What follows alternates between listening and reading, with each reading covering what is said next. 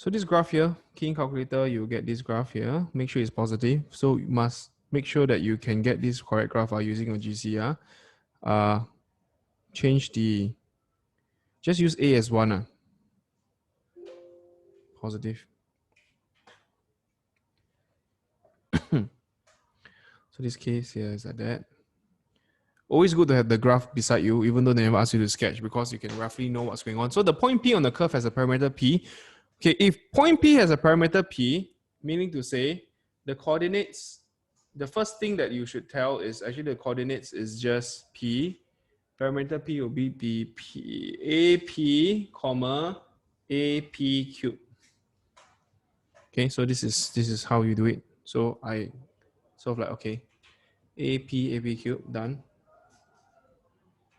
So then the next one will be the tangent to the curve at point P cuts the y-axis at S. And the x-axis at T. Okay. The midpoint M is okay, good. So meaning to say that I need to move my P down a bit, because if not, it's very far away. So I'm just going to move this down a bit.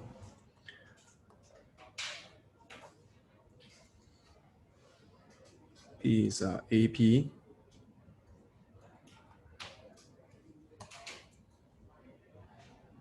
Great. So this case here, do a tangent like that.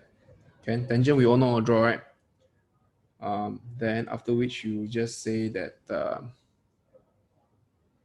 okay, this tangent here cuts what? Cuts the y-axis at S. And this case here cut as T. Great. Then after which you have the midpoint is the point M is the midpoint of ST. Okay, great. So M is here. Great. Find the Cartesian equation of trace by M as P varies.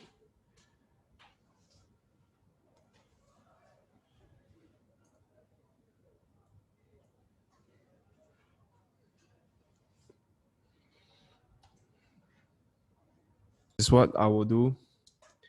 I know that T is on the x-axis, so this is T, 0, right? S is on the y-axis, this is S equals to 0, S, okay? There's a way not to find the equation of tangent. You know, it's actually just secondary school stuff. So I repeat, there's a way not to find equation of tangent. What you need to is actually just M tangent is equals to M PT and equals to M PS. Okay, so in other words, right, if you M tangent it, you don't even need to find the equation of tangent to substitute. You can just use this equation, but you can also use equation of tangent, is fine. Okay, I'm just going to use this method because this is just much more efficient. I do, okay, x equals to AT, y equals to AT cube.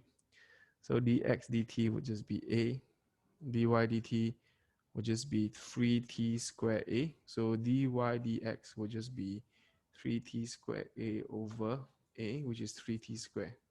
Okay, so M tangent at P would just be 3p squared. You see MPT, right?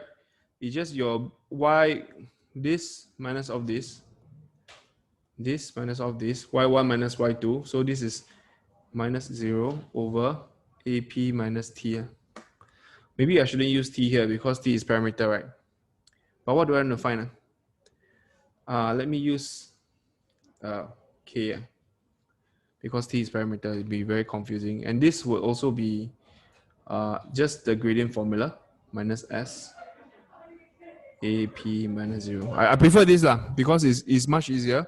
It's just another way of avoiding to find the equation of tangent. Then you can avoid careless mistake. But if you don't think of this, it's also fine. This is just a matter of perspective. If you look at our mid-year revision, we did one of the question on APGP one. It's the same thing when the one that you got stuck. A lot of you got stuck. The gradient, it's also the gradient function. Actually, you use the gradient function, it's much faster. So this is what I'll think of. Then after which we will just solve for K and S.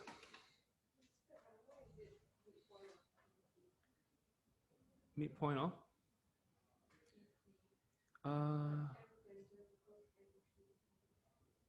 M tangent MPT. Huh? Oh, no, M is gradient. Gradient of tangent is a gradient of PS.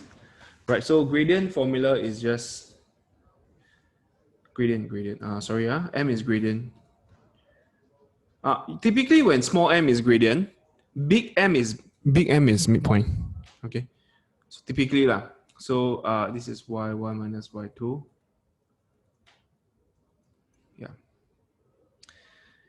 Yeah, that's about it. So I'm just going to find my k. So from here, I will just get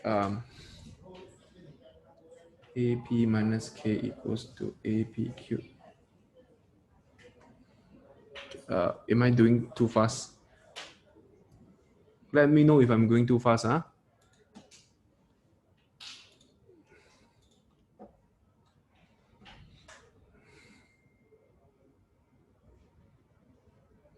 Zero AP cube, is it?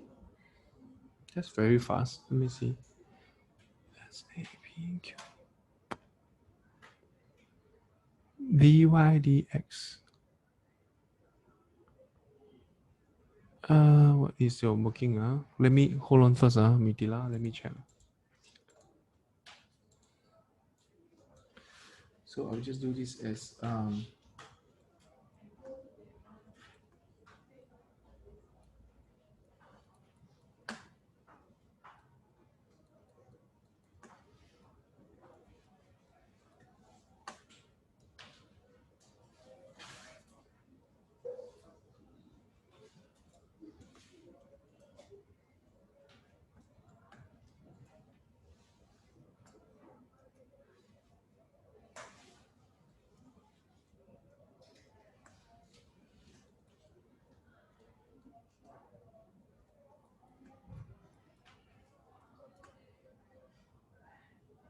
hence t equals to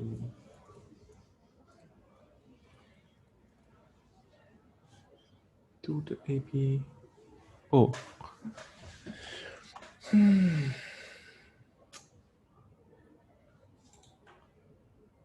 This gradient here. Okay, to equate. Yep. Remember the APGP question? Don't remember. Okay.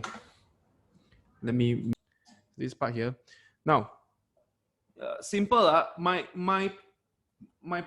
I'm always concerned about my parameter. I always want to find a parameter when they ask me, because everything points back to the parameter. There's nothing which is not related to the parameter. So as much as you could, you just change to the parametric form, then you will be good. So this would be minus 2AP cubed. So that's why S would just be S, because this is S, right? SOS. Just saying SOS. So this is minus 2AP cubed. All right, there you go. Then after that, I'm going to find the midpoint. The midpoint would be this part here. So the midpoint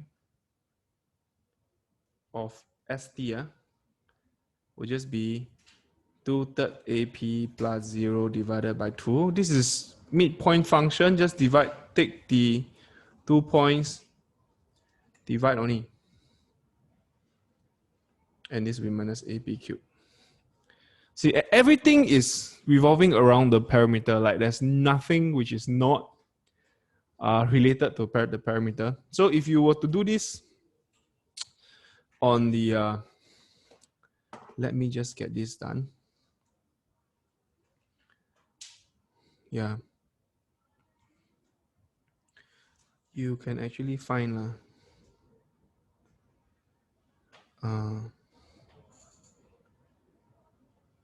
Divya, can I copy your tangent equation?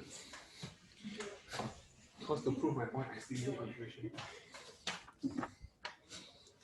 Now I need to find your tangent equation. Okay, very good. Now we will see whether your tangent equation should be correct. Equals to 3p squared x minus pa, right?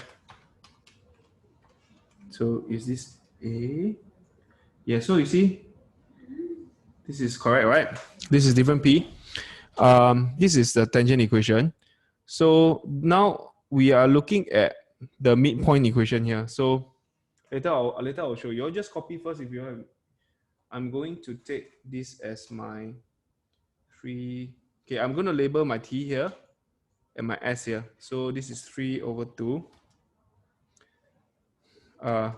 AP, comma 0. After which I have another one which is actually 0, comma 2, negative 2 AP cubed. Yeah. You see, I just I found these two, right? And I plug it in, right? Everything just sinks in nicely for us. So you see this, these 2 points here. So now these are the 2 points which this is T, this is S, right? Now the midpoint have this equation. So let's just plug it in and see whether this equation will give us a midpoint. Sorry. So it will be a very, very beautiful, like if you see, if this were to be correct, right? We plot into the graph, right? Essentially, whenever I just change my P, right? That point there will be my midpoint. So I'm just gonna put 1/3 AP. 1/3 AP. Yeah. Comma minus AP cube. Okay, so I you see this part here? So this is there you go. You see, it's always the midpoint. So cool, right? I think it's damn cool. I don't know whether you find it as cool as I do, but I do find this very cool because like so whatever you do, even for the midpoint or the intercept can be expressed as a parameter, like in parametric in terms of its parameter. Okay, so that's the essential thing about parametric form, because everything just revolves around a parameter. Then what I'm supposed to do? I am supposed to find. So I found the midpoint already. Then I want to find the equation of Cartesian of the curve that trace M as P varies. Okay, good. So this one just basically change this to Cartesian form. So this will be x equals to 1/3 AP. This is what we did just now. Minus AP cubed. So now we need to get rid of the parameter.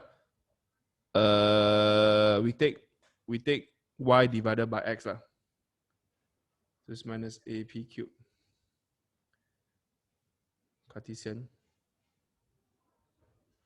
We just take y divided by x, okay? Y divided by x. Minus AP cubed over 1/3 AP. What am I supposed to do? Actually, I could just make P the subject. Why am I making my life so difficult? So I could just make P the subject here. Sorry, A equals to P. Then I sub inside here. Can already. So this case here will get us a y equals to minus A, 3x over A cubed. So this is y equals to minus 27x cubed over A squared. What does this mean?